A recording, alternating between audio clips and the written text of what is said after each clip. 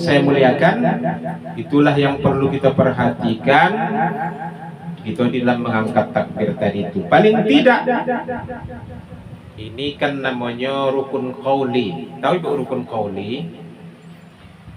Tapi nama istilah-istilahnya ya Bu, ya kita bahas. Rukun qauli tahu Bu? Ikan koli tahu. Ikan koli tahu ya kan? Rukun qauli itu artinya rukun yang disebutkan. Qaulun perkataan, rukun perkataan, rukun yang disebutkan ya. Allahu Akbar. Apalagi baca-bacaan tadi itu Fatihah itu kan rukun qauli namanya ya kan. Tolonglah nama-nama itu kita kuasai dia. Nah, ini kan istilah bahasa Inggris yang hebatan ya kan. Rukun qauli.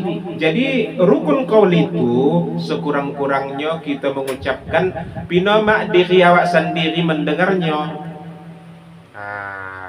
Pinama diri sendiri mendengarnya. Allahu Akbar. Bismillahirrahmanirrahim. Alhamdulillahirabbil alamin. Jangan pula. Siapa mendok kayak gitu? Sendiri dia sendiri tak mendok kayak gitu. Tak sah begitu, harus didengarkan oleh diri sendiri. Ya kan? Jadi walaupun kaum wanita memang sholat itu kan suaranya tak boleh kuat, tapi janganlah pula terus tak dongak pula. Pinama dia sendiri mendongak. Itulah dia rukun qauli tadi itu ya kan. Jadi saya ulangi balik, mengangkat tangannya hukumnya sunnah, tetapi kalau mengucapkan takbirnya hukumnya wajib rukun. Yang harus bisa kita bedakan ya. Jadi istilah-istilah dalam sholat itu pun harus bisa kita apalkan. Misalnya tasahud awal, ada tak mengerti lagi tasahud. Kalau misalnya ibu-ibu ada yang tak mengerti, tanya saya tak apa-apa. Ustaz, tasahud awal itu yang mana tuh dia? Daripada nanti tak bertanya-tanya, jalan-jalan jadinya kan. Iya kok jalan-jalannya bisa pulang balik. Takut awak jalan-jalan tak ingat pulang. Sosok jadinya kan. Jadi istilah itu pinama harus kita ketahui kan. Itu dia. Jadi itu. Jadi saya ulang-ulangi supaya apa? Supaya betul-betul kita pas di dalam melaksanakan ini. Setelah mengucapkan takbir tadi, takbiratul ihram, itu hari itu tangan sudah kita jelaskan ya kan? Di mana letaknya? Kalau kita yang bermadzhab Syafi'i, di mana letak tangan? Di atas pusat, di bawah dada. Kemudian merengkan sedikit ke kiri. Allahu Akbar. Kan ke kiri dia sedikit. Ke kiri dia sedikit. Mengapa? Karena letak hati di situ begitu. Supaya semakin khusyuk kita dalam melaksanakan sholat tadi itu. Ini dia. Udah. Lanjut. Melihat tempat sujud ya kan. Itu sunat. Mengapa? Karena mendatangkan kekhusyuan. Beda kita kalau sembahyang antara nangka mana-mana matonya kan. Allahu Akbar. Rahim, alhamdulillahirabbil alamin. Maliki yaumiddin.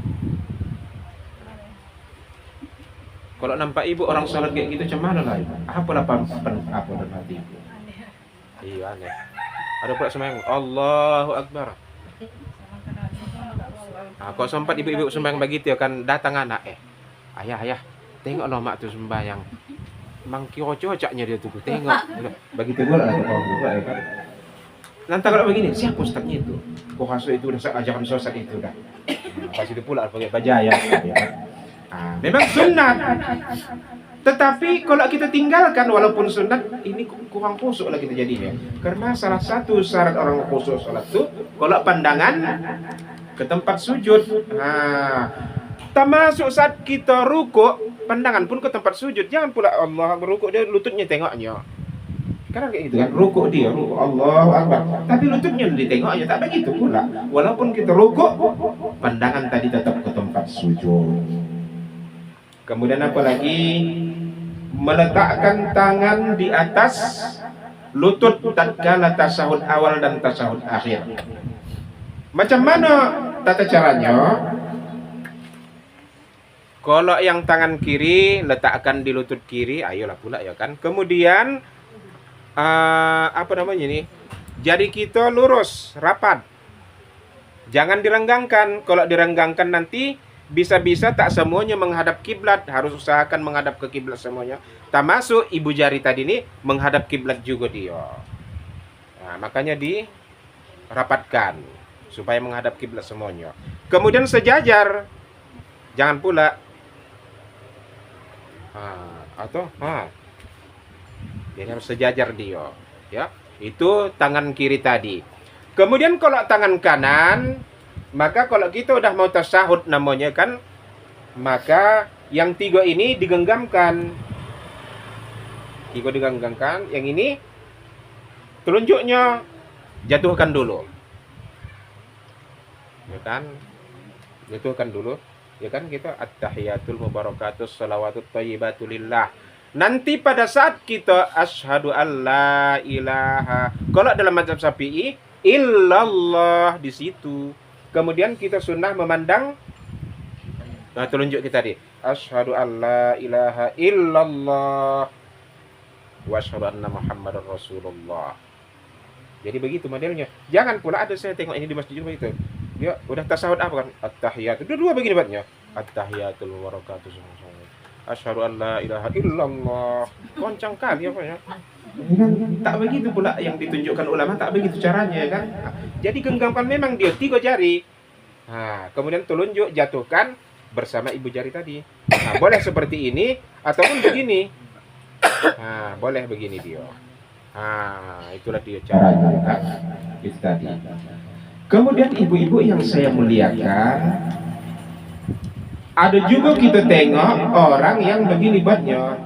Asyhadu an la ilaha illallah wa asyhadu anna Muhammadar Rasulullah. Digerak-gerakkannya telunjuknya ya kan.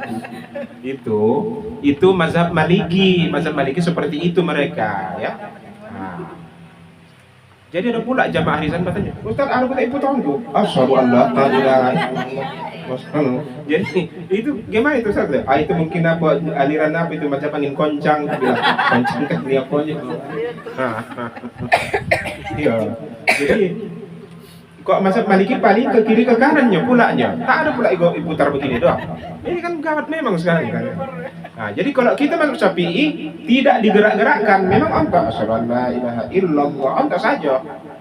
Nah, jadi kalau mana tahu nanti ibu-ibu entah kamokah ya kan, nampak isyarat asyhadu an la ilaha illallah wa asyhadu anna Muhammadar Rasulullah, Allahumma shalli ala sayyidina. Itu mazhab Maliki, mazhab Maliki yang seperti itu ya. Mazhab Maliki. Kemudian itu tata cara tadi meletakkan bertasahud tadi itu ya kan, meletakkan telunjuk. Kemudian apa lagi ibu-ibu yang saya muliakan? Ini tentang masalah salam. Iya, mengucapkan salamnya hukumnya salam itu rukun atau sunat? Rukun. Bilanglah wajib. Bilang wajib saya lupa ya.